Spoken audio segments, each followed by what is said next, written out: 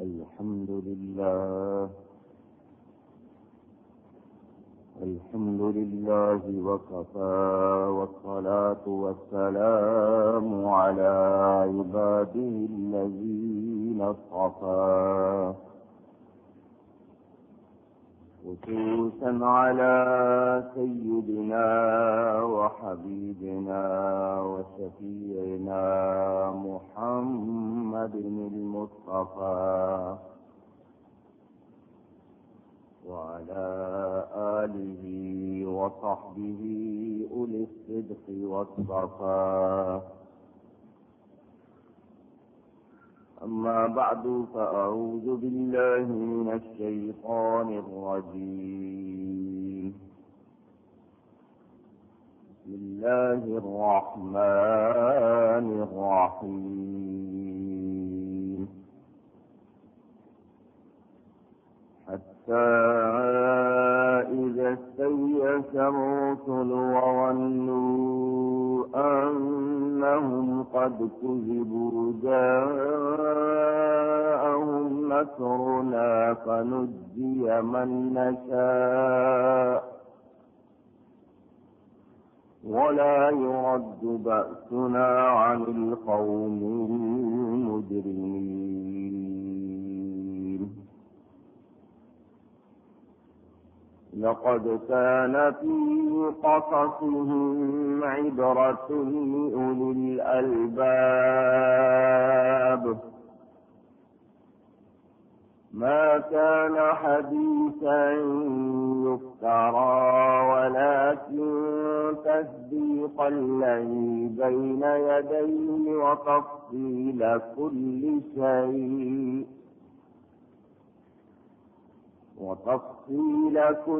شيء وهدى ورحمة لقوم يؤمنون. صدق الله العلي العظيم. درود پڑھیے. اللهم صل على سيدنا ومولانا محمد معدن الجود والكرم وآله وصحبه وبارك وسلم.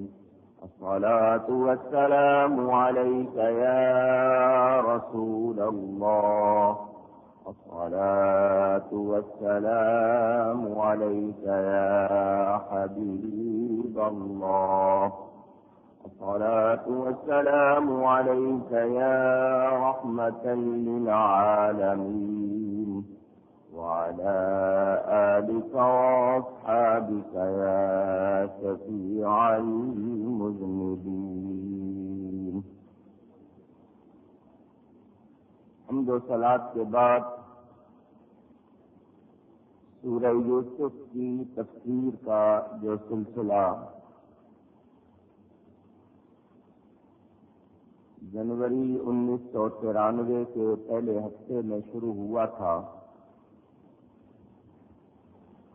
آج ستمبر 1994 کے آخری ہفتے میں اپنے اختتام کو انشاءاللہ پہنچے گا.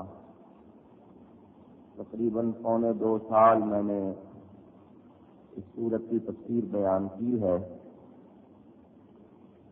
اور آج اس کی آخری 2 آیتیں آپ حضرات کے سامنے تلاوت کی ہیں. انشاءاللہ آج یہ سورت اپنے اختتام کو پہنچے گی اور آئندہ جمعے سے سورہ رعد کی تفسیر شروع ہوگی. اللہ تعالی اپنے فضل سے، اپنی رحمت سے توفیق عطا فرمائے کہ قرآن کریم کی تفسیر کا بیان مکمل ہو جائے.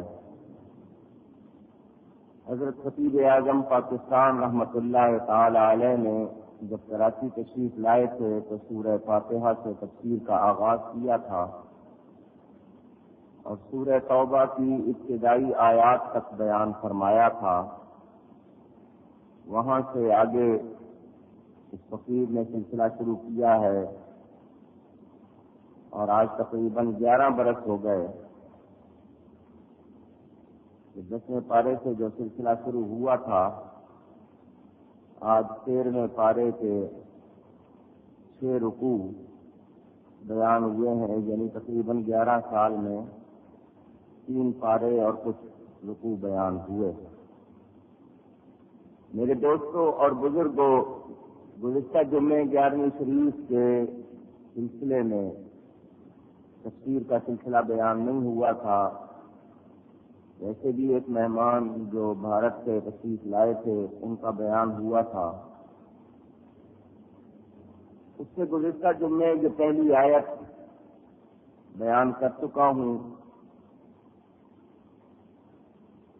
کہ اللہ تعالی نے اپنے نبیوں کو بھیجا، ان انبیاء کرام نے، رسولوں نے اپنی قوموں کو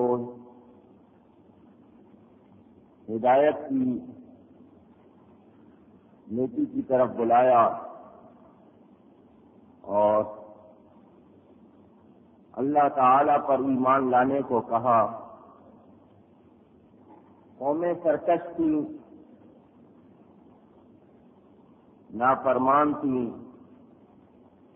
انہوں نے نبیوں اور رسولوں کی ہدایت کو قبول نہیں کیا اور اپنی سرکشی پر قائم رہے۔ تو انہوں نے، نبیوں نے قوموں کو عذاب سے ڈرایا، اللہ کی پکڑ سے ڈرایا، لیکن قوموں نے دیکھا کہ جس عذاب سے یہ ڈرا رہے ہیں وہ عذاب نہیں آ رہا۔ ادھر رسولوں نے بھی دیکھا کہ ظاہری اسباب کی بظاہر امید نہیں رہی، اور لوگ یہ سمجھے کہ رسول انہیں یوں ہی ڈرا رہے ہیں، کوئی عذاب نہیں آنے والا۔ تو پھر اللہ تعالی کی طرف سے عذاب آیا، اہل ایمان کو اللہ کی مدد نے بچا لیا اور اہل کفر تباہ و برباد ہوئے۔ اللہ فرماتا ہے ہم نے جسے چاہا اسے بچایا اور جسے نہیں چاہا اسے نہیں بچایا۔ میرے دوستوں اور بزرگوں، اللہ نے واضح طور پر فرما دیا کہ جب ہمارا عذاب آ جائے تو پھر وہ مجرموں سے پھیرا نہیں جاتا، مجرم اس کا شکار ہو کر رہتے ہیں اور وہ عذاب ان کی ایسی پکڑ کرتا ہے کہ پھر اس سے کوئی بچتا نہیں ہے۔ اس سے مجھے اور آپ کو یہ سبق ملتا ہے کہ ڈھیل مل جائے، مہلت مل جائے تو اس سے ہم سبق حاصل کریں اور اپنے آپ کو درست کریں۔ یہ نہ سمجھیں کہ عذاب کی خبریں غلط ہیں یا اللہ کی پکڑ نہیں ہوتی، اس سے ڈرنا چاہیے، کیونکہ اچانک اس کی پکڑ ہوتی ہے اور پھر جب پکڑ ہوتی ہے کوئی بچتا نہیں ہے۔ پھر اللہ ہی ہے جسے چاہتا ہے بچاتا ہے، ورنہ کسی کی رعایت نہیں ہوتی۔ تو وہ لوگ جو نافرمانی کرتے ہیں، سرکشی کرتے ہیں، نبیوں اور رسولوں سے منہ پھیرتے ہیں اور وہ جو ہدایت کی راہ دکھاتے ہیں اس پر نہیں چلتے، تو پھر ایسے لوگ تباہ و برباد ہوتے ہیں، ان کے ساتھ کوئی رعایت نہیں ہوتی۔ اگر پہلی قوموں کا حال سن کر میں اور آپ سبق حاصل نہ کریں تو پھر ہم عقل والے نہیں کہلا سکتے۔ عقل والا وہ نہیں جو ٹھوکر کھا کے سنبھلتا ہے، عقل والا وہ ہے جو ٹھوکر کھانے سے پہلے ہی احتیاط کرتا ہے۔ لیکن لوگوں کی عادت ہو گئی ہے کہ وہ بدگمانی اور بے اعتنائی کا مظاہرہ کرتے ہوئے ہدایت قبول نہیں کرتے اور اپنی سرکشی پر قائم رہتے ہیں۔ ایسے لوگ سخت تکلیف اور مصیبت میں پھنس جاتے ہیں۔ اللہ تعالی مجھے اور آپ کو یہ توفیق بخشے کہ ہم اس کی نافرمانی نہ کریں اور اگر کبھی بھولے سے کوئی نافرمانی ہو جائے تو فوراً توبہ کر لیں اور عذاب سے بچنے کی کوشش کریں۔ یہ درست ہے کہ پہلی قوموں پر جس طرح کے عذاب آئے ہم پر اس طرح کے عذاب نہیں آتے، لیکن اور طرح طرح کی تکلیفیں جو عذاب کی صورت میں ہوتی ہیں ہمیں پہنچتی ہیں۔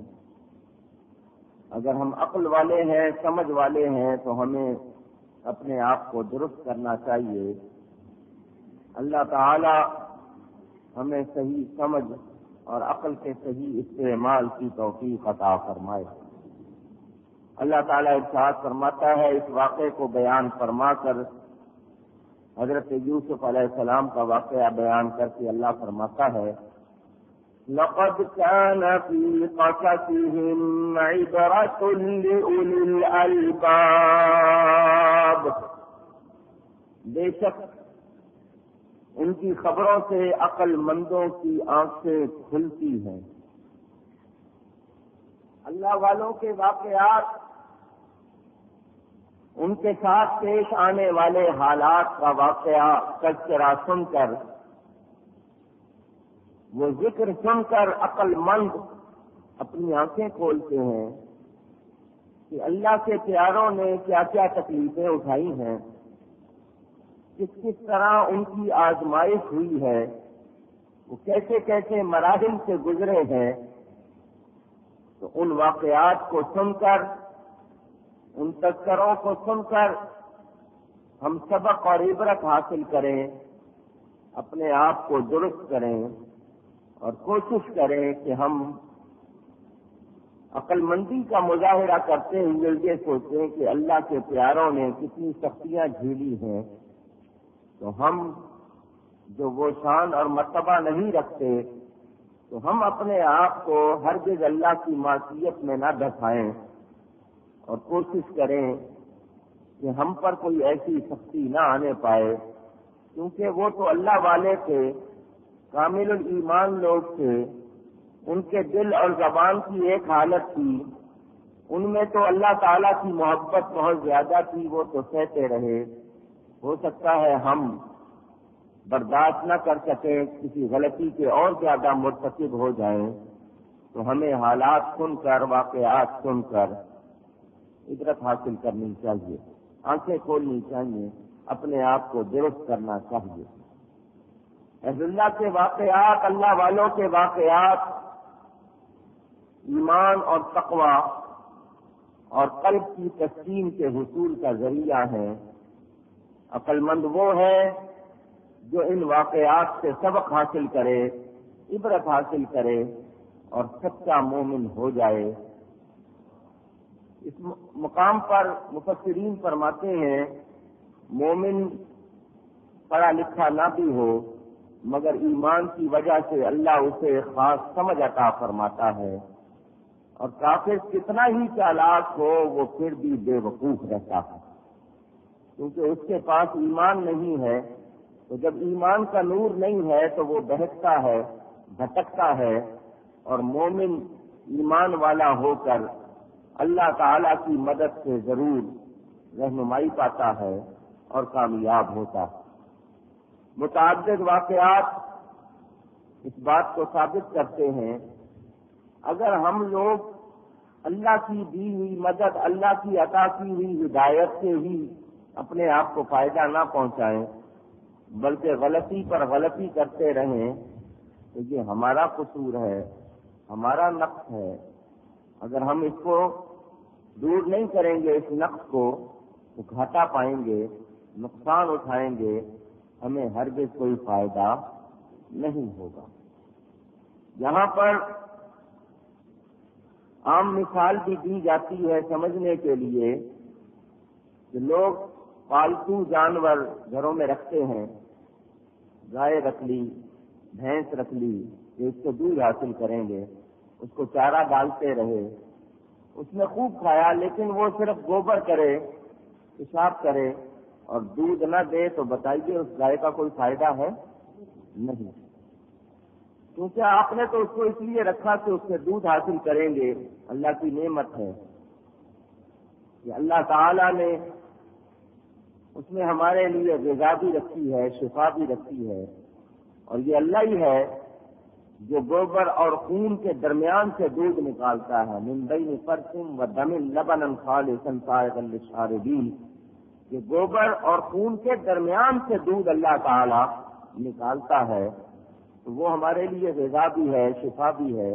اگر وہ گائے جس کو آپ چارہ کھلائیں، گھر میں رکھیں، اس کی نگہداشت کریں، سب کچھ کریں، لیکن اس کے باوجود اگر اس سے آپ کو دودھ نہ ملے تو آپ اس کو ذبح کر دیتے ہیں، اس کو نکال دیتے ہیں، تو وہ عقل جو اللہ نے مجھے اور آپ کو عطا کی، ہم اگر اس سے اپنے دین کے تقاضوں کو پورا نہ کریں، دین حاصل نہ کریں، بلکہ وہ عقل صرف دنیا ہی بنائے جو گوبر کی طرح ہے، تو پھر ایسی عقل والا بھی ہلاک ہونے سے بچتا نہیں۔ حضرت محبوب سبحانی سیدنا شیخ عبد القادر جیلانی سرکار غوث اعظم رضی اللہ تعالی عنہ، جن کی یاد میں یہ مہینہ خاص طور پہ منایا جاتا ہے، ربیع الاخر، آپ اس کو ربیع الثانی بھی کہتے ہیں، فتوح الغیب میں اپنی کتاب میں بڑی پیاری بات فرماتے ہیں سمجھنے کے لیے کہ دنیا کی مثال کیا ہے، کہ لوگ اس دنیا سے محبت کرنے لگ گئے، اس دنیا کو لوگوں نے دل میں داخل کر لیا۔ وہ فرماتے ہیں کہ تم کہیں سے گزر رہے ہو اور تم نے دیکھا کہ ایک شخص بیٹھا ہوا حاجت رفع کر رہا ہے، پیشاب پخانہ کر رہا ہے، تو تم اس کو دیکھتے نہیں ہو، اس سے اپنی نظریں پھیر لیتے ہو، اور اس کی بدبو سے بچنے کے لیے منہ پر کپڑا بھی رکھ لیتے ہو کہ نہ تو تمہیں بو آئے اور نہ ہی تم آنکھیں لگاتے ہو کہ تمہیں وہ نظر آئے۔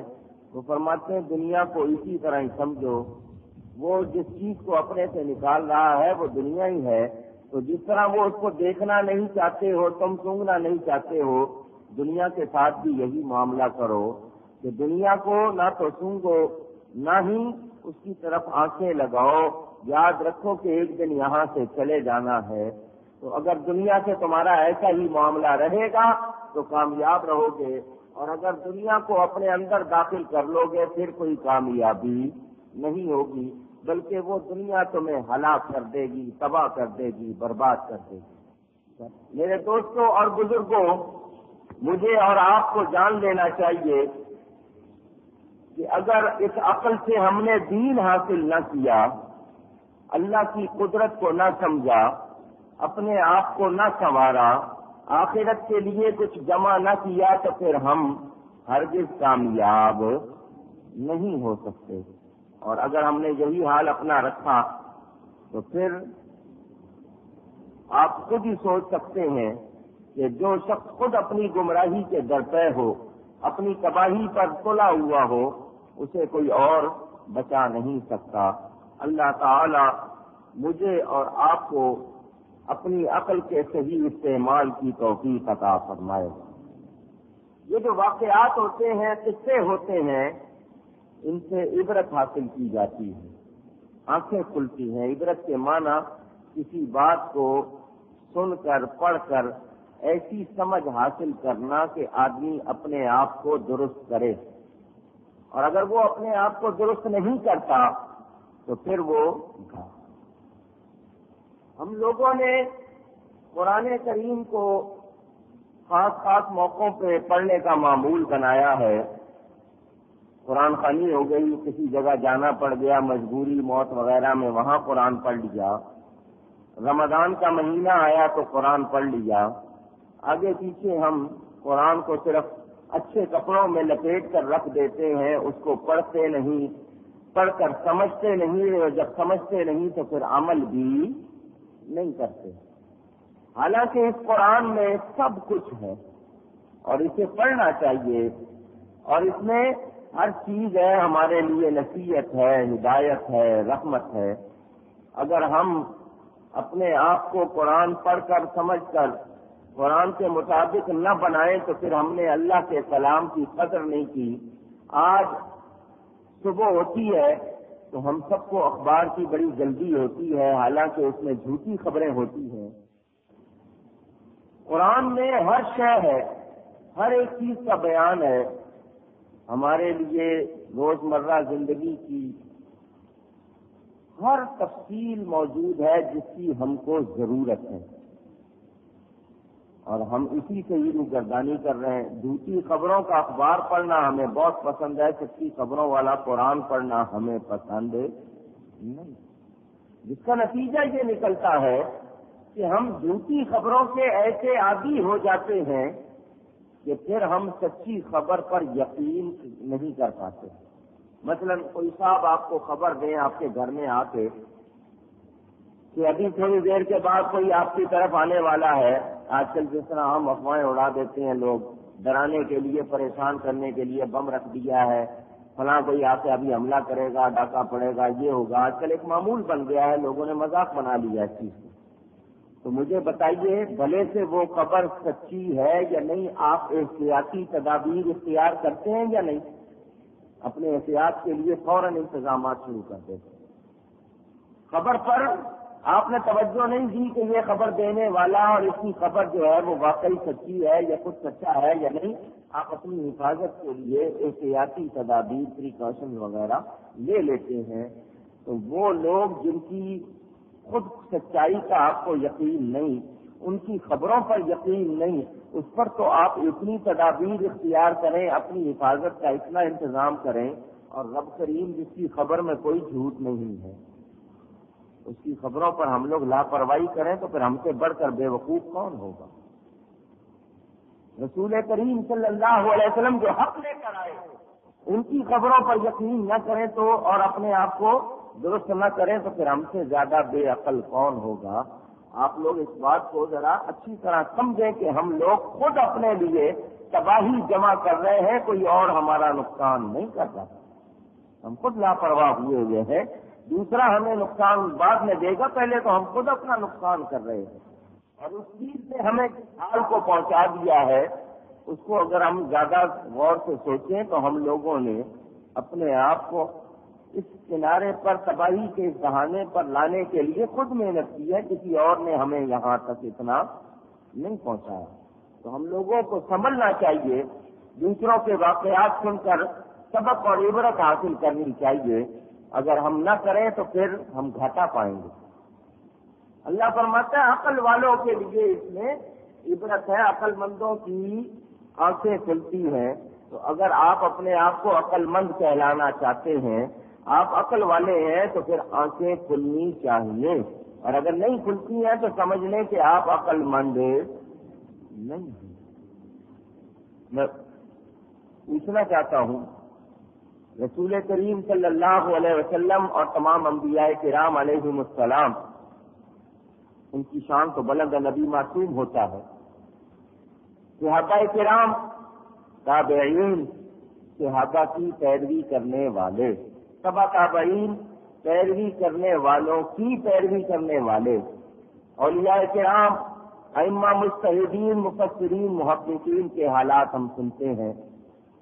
حضرت سیدنا امام اعظم رضی اللہ تعالی عنہ کے بارے میں ہمیں یہ بتایا جاتا ہے کہ انہوں نے 46 سال عشاء کے وضو سے فجر کی نماز پڑھی ہے. حضرت سیدنا غوث اعظم رضی اللہ تعالی عنہ نے 40 سال عشاء کے وضو سے فجر کی نماز پڑھی. 15 سال اس طرح گزارے کہ اپنے حجرے میں ایک کھوٹی گاڑ رکھی تھی، کیل میز گاڑ رکھی تھی. عشاء کی نماز کے بعد اسے پکڑ لیتے اور ایک ٹانگ اٹھا کر الحمد سے قرآن شروع کرتے. اٹھایا ہوا پاؤں زمین پر اس وقت رکھتے فجر سے پہلے جب پورا قرآن ختم ہو جاتا تھا. 15 سال اس طرح گزارے، ایک دو دن کی بات نہیں. حالانکہ وہ غوث اعظم تھے، ماں کے پیٹ سے ولی پیدا ہوئے تھے، مادرزاد ولی اللہ تھے. اللہ نے ان کو غوثیت عطا کی تھی، محبوبیت عطا کی تھی. جب وہ اتنے پیارے ہو کر، اتنے درجے مرتبے والے ہو کر اتنی عبادت کرتے تھے، مجھے اور آپ کو کتنی کرنی چاہیے؟ اور ہم سے تو فرض نماز نہیں پڑھی جاتی، 10 بہانے بناتے ہیں. طرح طرح کے جی کپڑے پاک نہیں ہیں، جی فرصت نہیں ملتی، باقی ساری چیزوں کے لیے فرصت ہے. اگر فرصت نہیں ملتی تو جب اسرائیل علیہ السلام آئے تو کہہ دینا میرے پاس ٹائم نہیں ہے، پھر آ جانا۔ پتہ نہیں کس بات پر ہم لوگ دنیا میں ناز کر رہے ہیں، آنے والے پل کی ہمیں خبر نہیں ہے، اور دنیا دنیا دنیا۔ حضرت امام الائمہ خلاصہ اہل بیت فرزند رسول سیدنا علی اوسط السجاد، جن کو امام زین العابدین رضی اللہ تعالیٰ عنہ کہا جاتا ہے، روزانہ 5 نمازیں فرض، رات کو تہجد کے علاوہ 24 گھنٹے میں 1000 نفل روزانہ پڑھتے تھے۔ ہم کیا کرتے ہیں؟ تو بڑی رات آ گئی کہ 2 نفل زیادہ پڑھ لی، داڑھی رکھنے کو کہیں تو دنیا آڑے آتی ہے، سچ بولنے کو کہیں تو لوگ آڑے آتے ہیں، نماز پڑھنے کو کہیں تو مصروفیت آڑے آتی ہے، سستی آڑے آتی ہے، تو ہم کائے کے مومن ہیں، نام کے مسلمان ہیں۔ یہ شہادت گہے الفت میں قدم رکھنا ہے، لوگ آسان سمجھتے ہیں مسلمان ہونا۔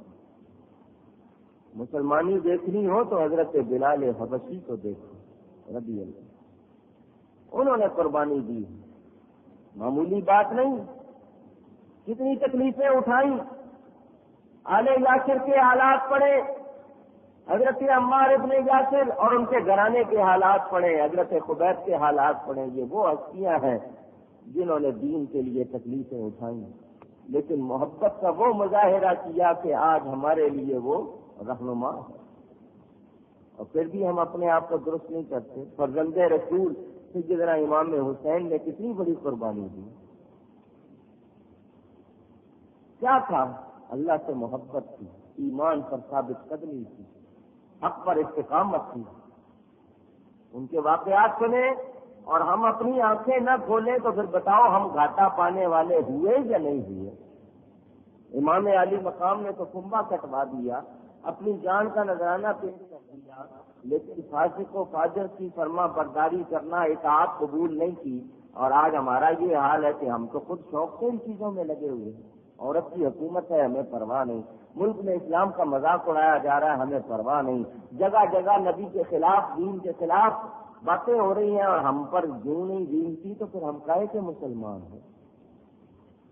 پھر کیوں کہتے ہو جی بچے نافرمان ہو گئے، کاروبار میں برکت نہیں، بیماریاں دور نہیں ہوتی؟ تو پھر یہ سب باتیں کہاں سے ہوں گی جب ہم مسلمان ہی نہیں رہیں گے، جب ہمیں اللہ کا خوف ہی نہیں ہے؟ ہم پہلے لوگوں کے حالات سن کر اپنے آپ کو ٹھیک ہی نہیں کریں گے تو پھر اللہ کی رحمت کہاں سے آئے گی؟ ہم کیسے اپنے آپ کو درست کریں گے؟ دنیا دینداروں کو دیکھو تو وہ بھی دنیا کے لیے، دنیا داروں کو دیکھو تو وہ بھی دنیا کے لیے، کوئی ہے جو بچا ہوا ہے، جو دین کے ادارے چلا رہے ہیں، ان کا حال بھی دنیا میں ہی پھنسا ہوا۔ ان کو بھی یہی ہے کہ کس طرح ہم زیادہ چندہ جمع کر لیں، کس طرح زیادہ نام پیدا کر لیں، مدرسے میں بچے 4 پڑھیں بھلے سے، اور صورت ہوتی ہے جی 100 آدمی فارغ کر دیا تاکہ زیادہ چندہ ملے۔ یہ کام تو خود مولویوں نے شروع کر دیا تو دوسرے کدھر جائیں گے؟ جھوٹ جھوٹ جھوٹ۔ 45 سال ہو گئے آپ کے لیڈر آپ کے ساتھ جھوٹ بول رہے ہیں، تو بتائیے اس ملک میں ترقی کہاں سے ہوگی؟ پہلے کہتے تھے جی، نعرہ لگتا تھا پاکستان کا مطلب کیا؟ لا الہ الا اللہ محمد الرسول اللہ صلی اللہ علیہ وسلم، اور اب پاکستان کا مطلب کیا؟ اب بھی پوچھنا چاہتا ہوں، پاکستان بنایا، کتنی عورتوں کی عصمت کری ہوئی، کتنی ماؤں کے لال قربان ہوئے، کیا کیا قربانی دی، آج جو پاکستان کیا ہے اس میں کیا ہو رہا؟ وہاں تو ہندو سکھ کی لڑکی مسلمان کے گھر میں آ جاتی تھی، وہ کہتی تھی مجھے کوئی خطرہ نہیں ہے، اور آج مسلمان کے گھر میں خود اس کی اپنی بہن محفوظ نہیں ہے۔ کیوں یہ حالت ہو گئی؟ سوچا کبھی آپ نے؟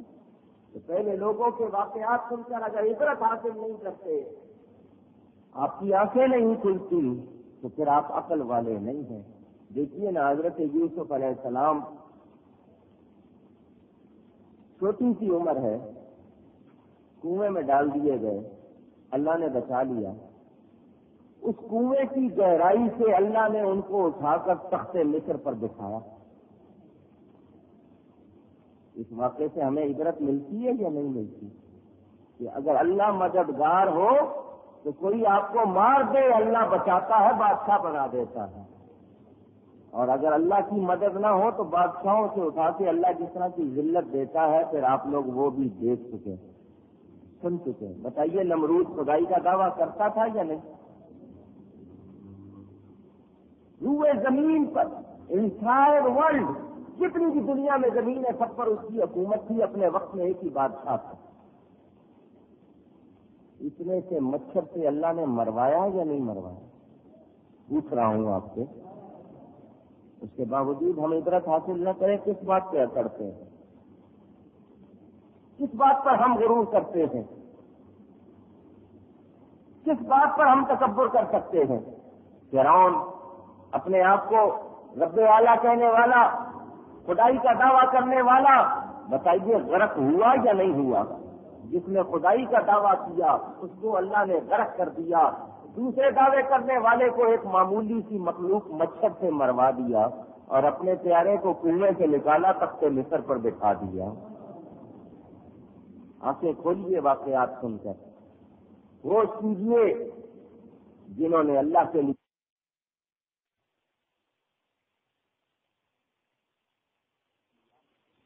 کامیاب کیا، اور جنہوں نے دنیا دنیا دنیا کی، ان کے ہاتھ دنیا بھی نہیں آئی اور ان کے لیے دنیا و آخرت میں کوئی اجر بھی نہیں رہا، کوئی عزت نہیں لے سکے، ان کو کوئی مرتبہ نہیں مل سکا۔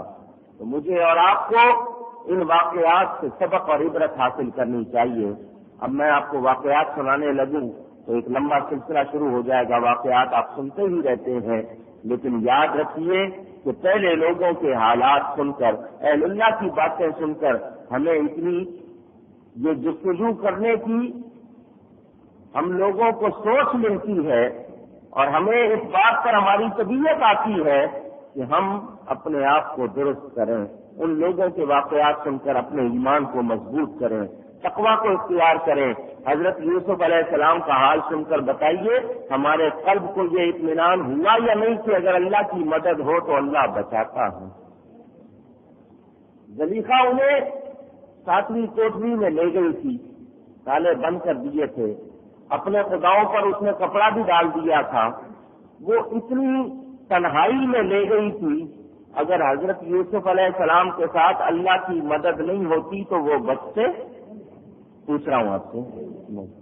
لیکن چونکہ ان کا ایمان مضبوط تھا، اللہ پر بھروسہ کامل تھا، یقین پختہ تھا، اور ان کے دل اور زبان کی حالت ایک تھی، تو میں پوچھنا چاہتا ہوں بتائیے وہ اللہ کی مدد سے اس کے شر سے بچے یا نہیں بچے؟ کیسے بچے کہ بند تالے بھی کھلتے چلے گئے، بند تالے بھی کھلتے چلے گئے، اور اگر ایمان نہ ہو تو کھلے ہوئے دروازے میں سے نہیں نکلا جاتا۔ میں آپ کو اس موقع پر سنا چکا ہوں بڑی تفصیل سے کہ کتنے عوامل تھے، اس کے باوجود حضرت یوسف علیہ السلام بچے۔ تفصیل آپ سن چکے ہیں، 2.25 سال میں نے تفصیل بیان کی ہے، ایک ایک واقعے کو کھول کھول کے جتنی بھی تفصیل ہو سکی آپ کے سامنے پیش کی ہے۔ اگر اس کے بعد بھی ہم نہ سمجھیں تو بتائیے پھر ہمارا کیا حال ہوگا؟ ان واقعات سے سبق حاصل کرنا چاہیے۔ اللہ تعالیٰ ارشاد فرماتا ہے ما کان حدیثا یفتری ولکن تصدیق الذی بین۔ یہ قرآن کوئی بناوٹ کی باتیں نہیں، یہ حضرت یوسف علیہ السلام کا واقعہ سارا سنا ہے، یہ تو گڑی ہوئی کہانی نہیں، کسی کی بنائی ہوئی کہانی نہیں، بناوٹ کی بات نہیں، یہ سچا واقعہ ہے۔ اور قرآن میں جو کچھ ہے وہ کہیں ہوئی گڑی ہوئی باتیں ذرا ان چکے دیجیے نہیں ہیں۔ وَلَٰكِن تَصْدِيقَ الَّذِي بَيْنَ يَدَيْهِ،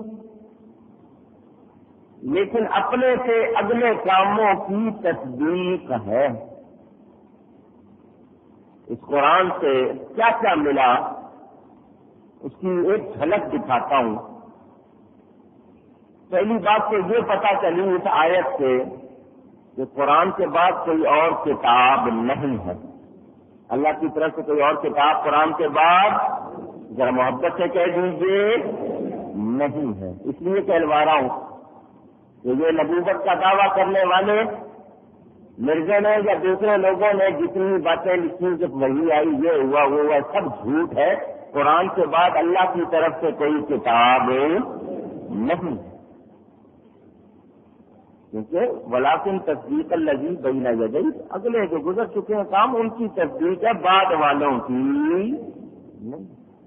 قرآن کے بعد کوئی نبوت کا دعویٰ کرے، رسول اکرم کے بعد کوئی نبوت کا دعویٰ کرے، وہ جھوٹا ہے، کذاب ہے، دجال ہے۔ میرا نبی آخری نبی ہے، ان کے بعد کوئی اور نبی نہیں۔ پہلی بات تو یہ پتہ چلی کہ قرآن کے بعد کوئی کتاب اترنے والی آنے والی نہیں۔ دوسری بات کہ قرآن میں تو بشارت ہے، پہلے نبیوں کا ذکر کہ انہوں نے جس طرح حضرت عیسیٰ کا ذکر کہ وہ مبشرم برسول یأتی من بعد اسمہ احمد، کہ حضرت عیسیٰ نے کہا کہ میرے بعد بڑی شان والے نبی آنے والے ہیں جن کا نام احمد ہوگا، لیکن قرآن میں خبر نہیں کہ قرآن کے بعد نبی پاک کے بعد بھی کوئی اور نبی آئے گا، اس کی کوئی خبر ذرا اونچی کہیے۔ اب سورہ بقرہ کی ابتدائی آیتیں پڑھتے ہیں، الذین یؤمنون بما انزل الیک وما انزل من قبلک، ٹھیک ہے نا۔ ایک قادیانی سے سفر میں ملاقات ہوئی، باتوں باتوں میں اس نے بتا دیا کہ وہ کون ہے۔ پڑھا لکھا آدمی لگتا تھا بظاہر، اور وہ کہہ رہا تھا جی قادیانی جو ہیں وہ سب سے اچھے ہیں، دیکھو آپ بھی لڑتے ہیں، بریلوی لڑ رہے ہیں، دیوبندی لڑ رہے ہیں، وہابی لڑ رہے ہیں، شیعہ لڑ رہے ہیں، اہل حدیث لڑ رہے ہیں، یہ لڑ رہے ہیں، وہ ہاں قادیانی نہیں لڑتے معاذ اللہ۔ میں نے کہا جتنا تم لڑتے ہو کوئی اور نہیں لڑتا، اور تم ہی لڑوا رہے ہو۔ سنے، میں نے اس سے کہا، میں نے کہا یہ بتائیں آپ مرزا کو کیا سمجھتے ہیں؟ اس نے کہا کہ جی وہ جیسا ان کی کتابوں میں موجود ہے وہ نبی تھے۔ اس نے یہ کہا ہم ایسی بات مانتے نہیں، ہم کہتے ہیں کہ حضور صلی اللہ علیہ وسلم اللہ کے آخری نبی ہے، یہ ہمارا عقیدہ ہے، حضور کے بعد کوئی نبی ذرا چاہیے نہیں ہے۔ جو حضور صلی اللہ علیہ وسلم کے بعد کسی نبی کا آنا یا کسی کو نبی مانے، ہمارے نزدیک وہ مسلمان مومن ہرگز نہیں ہے۔ میں نے کہا اس کو پوچھا جائے، پکڑا جائے، میں نے کہا قرآن مانتے ہو؟ کہنے لگا جی مانتا ہوں۔ میں نے کہا پڑھو سورہ بقرہ کی ابتدائی آیتیں، 6 نشانیاں بیان ہوئی ہیں مومنوں کی۔ سورہ بقرہ میں الف لام میم ذالک الکتاب لا ریب فیہ ھدی للمتقین الذین یؤمنون بالغیب، یہاں سے مومنوں کی نشانیاں شروع ہو گئی ہیں۔ تو میں نے کہا اس میں ایک نشانی ہے الذین یؤمنون بما انزل الیک وما انزل من قبلک، کہ مومن کون ہے کہ جو کچھ آپ کی طرف اترا ہے اے حبیب اس کو مانتے ہیں، جو آپ سے پہلے اترا ہے اس کو مانتے ہیں، یعنی پہلے نبیوں پر جو صحیفے اترے ہیں، کتابیں اتری ہیں، ان کو مانتے ہیں، اور اے نبی جو آپ کی طرف اترا ہے اس کو مانتے ہیں۔ میں نے کہا بتائیے مرزے کو وہی آتی تھی؟ کہنے لگا جی آتی تھی۔ میں نے کہا قرآن تو کہتا نہیں آتی، کیونکہ من بعد کا لفظ نہیں ہے، من قبلک ہے، کہ جو پہلے ہے اس کو مانے اور جو نبی کی طرف اترا اس کو مانے۔ تو مرزا کے لیے قرآن بتا رہا ہے ابتدا میں کہ اس پر کسی وحی آنے کی کوئی گنجائش نہیں، حضور صلی اللہ علیہ وسلم پر وحی کا سلسلہ ختم ہو گیا، وہ ہکا بکا رہ گیا کیونکہ اس کے پاس تو اس کا جواب نہیں تھا۔ قرآن کہہ رہا ہے کہ مومن وہ ہے جو پہلی نبیوں پر آنے والی کتابوں کو مانے اور نبی پاک پر جو کچھ اترا اس کو مانے، بعد کی جو چیزیں ہیں اس کو تو ماننے کا اللہ نے حکم ہی نہیں دیا، تو ہم تجھے کیسے مان لیں؟ پہلے صفحے پہ ہی اللہ نے آؤٹ کر دیا ہے، اتنا دروازے سے ہی نکال دیا جو وہ لوگ ہیں۔ تو ہم لوگ اگر اپنے آپ کو درست نہیں کرتے، نہیں سمجھتے قرآن کے مطابق، تو بتائیے کوئی فائدہ پائیں گے؟ پوچھ رہا ہوں آپ سے۔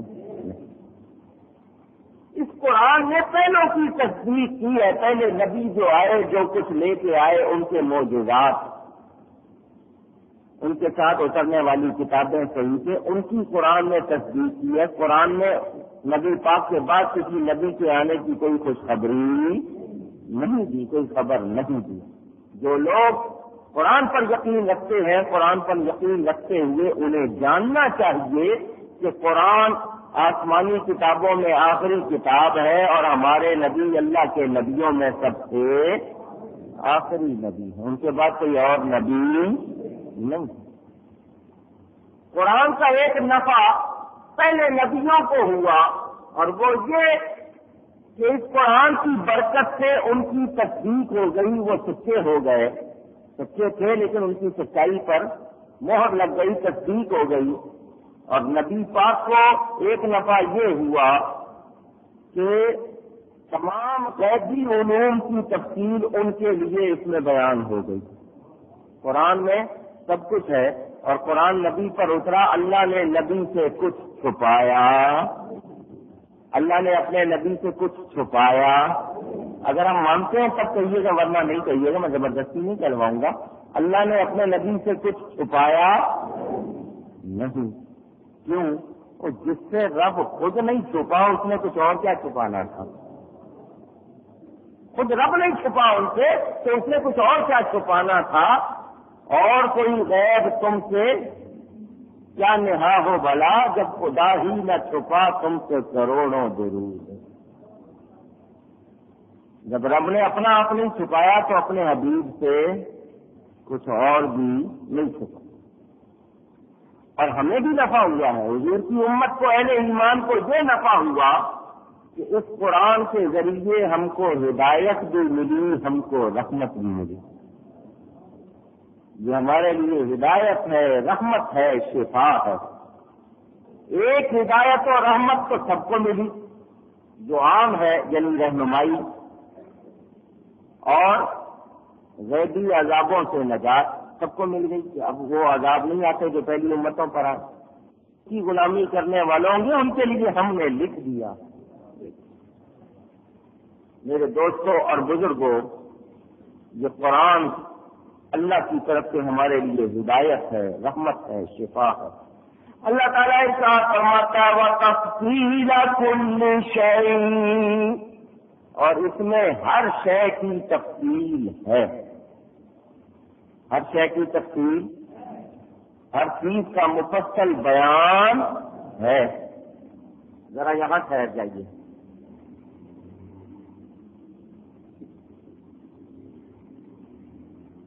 لوگوں کے مطابق انسانی تاریخ تقریباً 10,000 سال پر پھیلی ہوئی ہے، تقریباً۔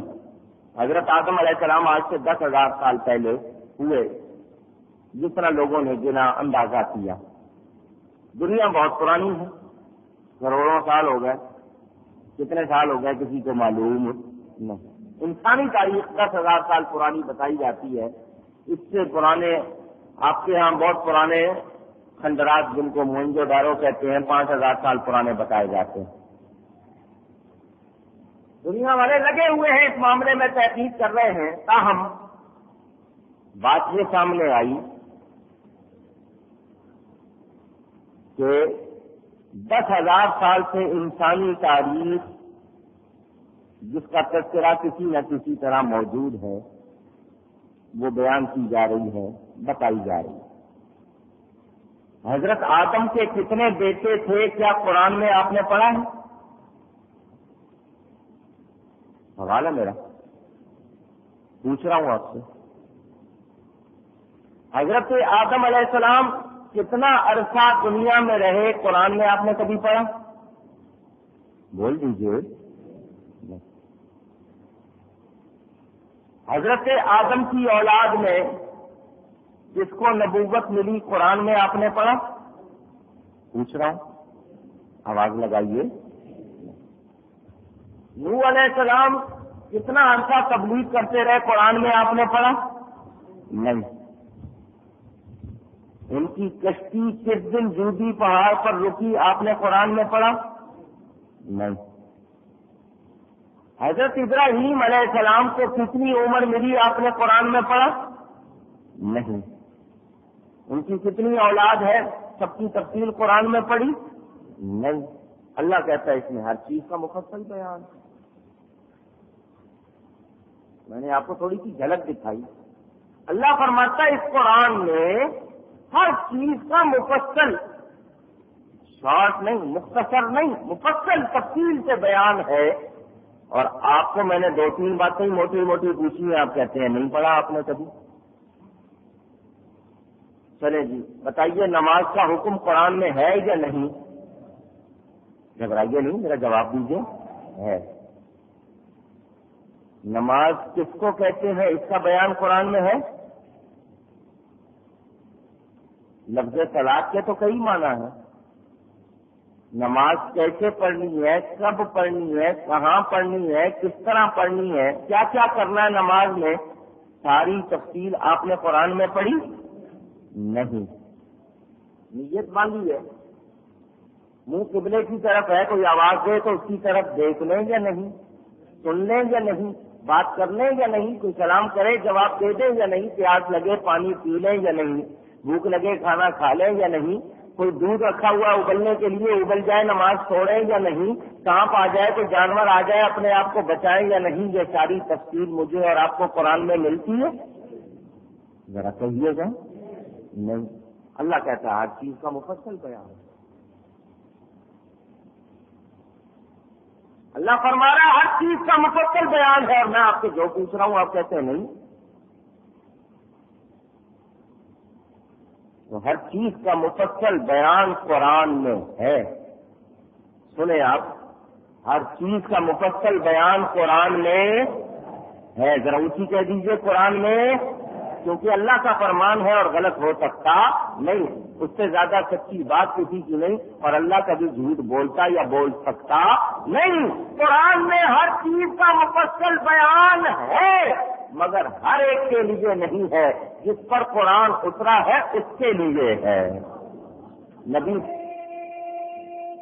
اللہ اکبر یا رسول اللہ، نبی پاک صلی اللہ علیہ وسلم کے لیے ہے، ہر ایک کے لیے نہیں۔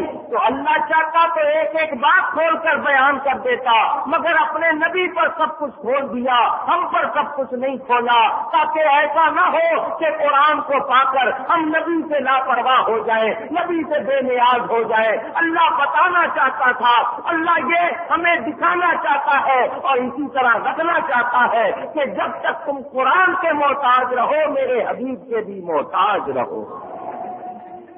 اللہ اکبر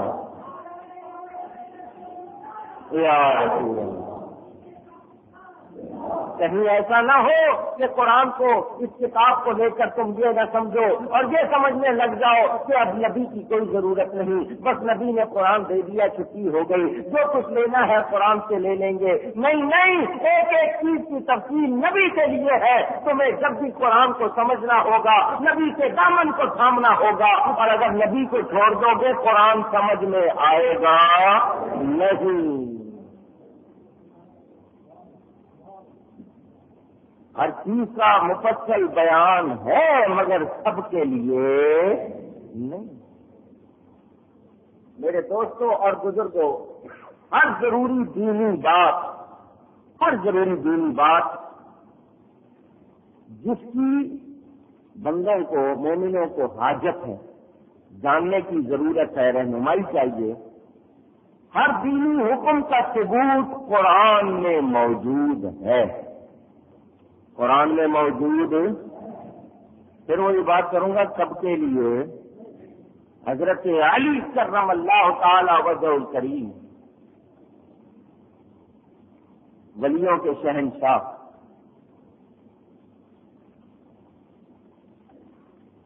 کیا فرماتے ہیں؟ فرماتے ہیں تم جو چاہو مجھ سے پوچھو، ہر بات کا جواب قرآن سے دوں گا۔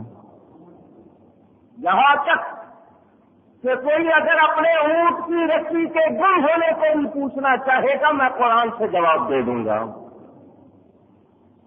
جب حضرت علی کی یہ شان ہے تو جس پر قرآن اترا ہے اس کی کیا شان ہوگی،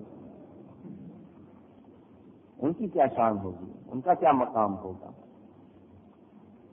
قرآن سے کبھی مسئلہ براہ راست حل ہو جاتا ہے اور کبھی نبی کے واسطے سے حل ہوتا ہے، حدیث سے، اجتہاد سے۔